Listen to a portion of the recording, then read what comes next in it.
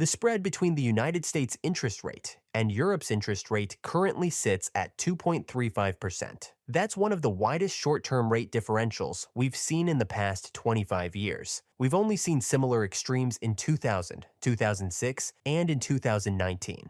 And in each of those cases, the dollar looked relatively more attractive until the Fed stepped in and started cutting rates. That shift then closed the rate gap and removed the higher yield advantage for holding dollars. Today, with this spread at historically high levels, the dollar still remains quite attractive. But with Trump already pushing for lower rates, the US dollar could be on the verge of one of its largest declines since the early 2000s. We can see exactly why by looking at something called the Real Effective Exchange Rate for the US dollar. This is an index published by the Bank for International Settlements that adjusts the dollar for inflation and compares it against a basket of global currencies. It's designed to show how expensive or cheap the US dollar is on a relative basis. And while we've seen a small decline in this chart recently, the dollar still remains historically elevated as a result of very attractive interest rates in the US. In fact, it's still trading above its 2001 peak and not far from the extreme highs we saw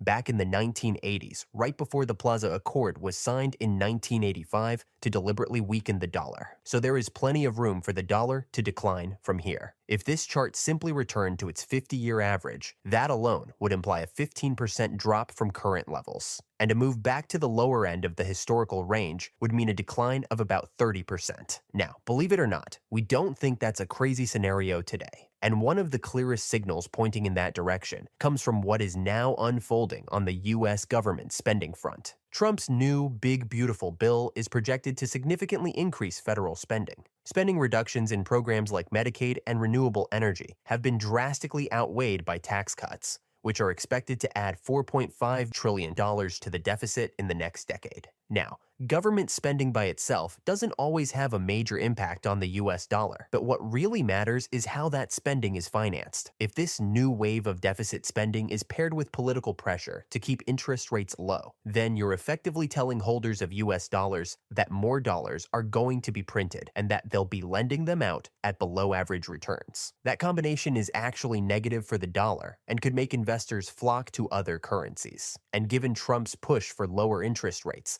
alongside this increase in government spending, you could argue that even the deficit spending itself is part of his broader strategy to weaken the US dollar. While it won't be a straight line down, we do think there's still plenty of room for the US dollar to weaken further based on these recent developments. And in that kind of environment, Bitcoin may offer one of the most asymmetric opportunities.